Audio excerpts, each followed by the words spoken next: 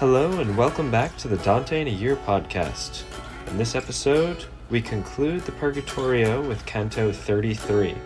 Next time, we'll be moving on to the Paradiso. As always, we're using my new translation of Dante's Divine Comedy with illustrations by sculptor Timothy Schmalz. Deus venerunt gentes, commenced the ladies, now 3, now 4, alternating in their sweet psalmody and weeping, and Beatrice, sighing and pious, was made thus hearing these, that Mary was changed little more at the cross. But once the other virgins gave place to her speech, risen upright on her feet, she responded, colored like fire, Modicum et non videbitis me, et iterum, my delightful sisters, modicum et vos videbitis me. Then she set the 7 all before her, and, simply signaling, moved me and the lady and the sage who remained to come after her. So we went on, and I don't believe she had placed the 10th of her steps on the earth when she struck my eyes with hers, and with a tranquil aspect she said, Come closer, so that if I speak to you, you'll be better disposed to hear me. Just as I was with her, as I should have been, she said to me, Brother, now that you're with me, don't you intend to question me? As with those too reverent when speaking before their betters, who can't drag living voices to their teeth, such did I become that I began with stuttering sounds. My lady, you recognize my need and that which is good for it. And she to me, I wish you'd loose yourself now from fear and from shame, so that you'd speak no more as a man who sleeps. Know that the vessel the serpent ruptured was and is not, but whoever's at fault ought believe that the vengeance of God fears no obstacles.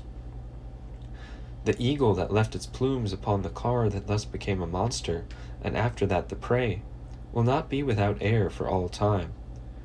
For I see with certainty, and so say it, already stars nearby give us a time secure from all bars and every interruption, in which a 510 and 5, sent from God, will kill the whore with that giant that dallies with her.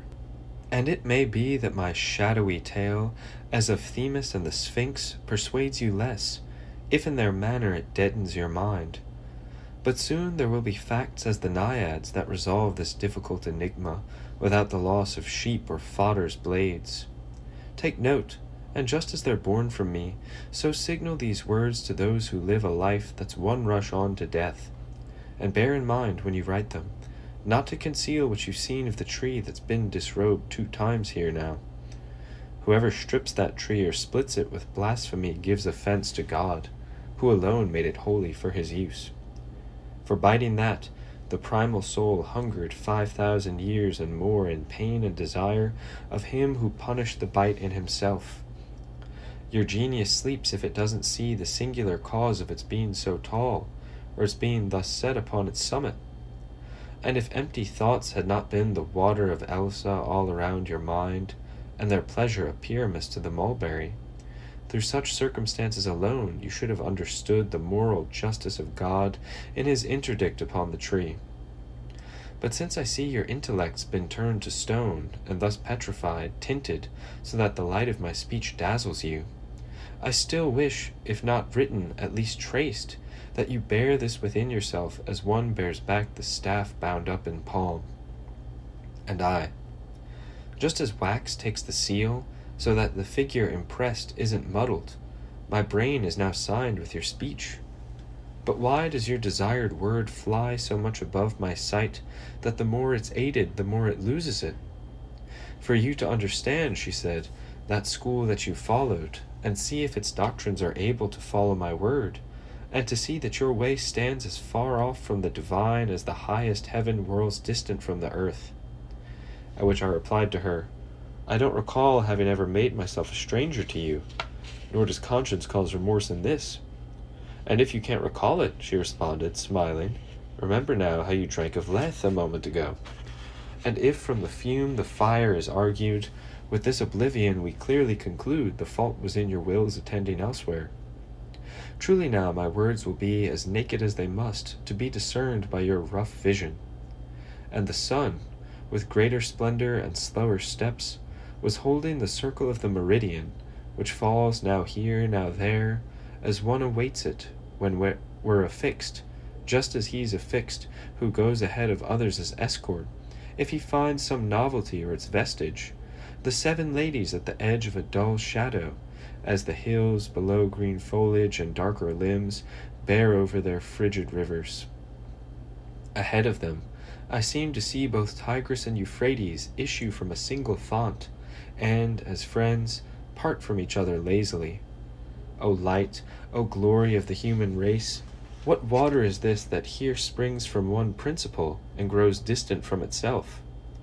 To this question she said, "Ask Matilda to tell you," and here responded, as one who'd be unbound from blame, the lovely lady. I've told him this and other things, and I am sure that the water of Lethe did not hide it. And Beatrice, maybe greater care, which many times deprives the memory, has made his mind's eye obscure.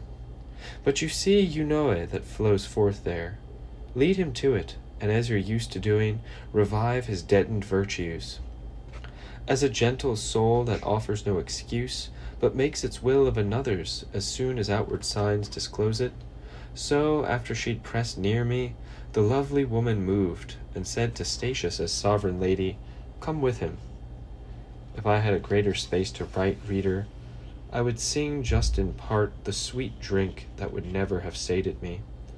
But because all of the pages ordered to this second cantica are full, the reign of art will let me go no more. I returned from those most sacred waves remade, just as the new plants refreshed with novel fronds, pure and disposed to ascend to the stars. Thanks for joining me for another episode of the Dante in a Year podcast. See you next time for Dante's Paradiso, Canto 1.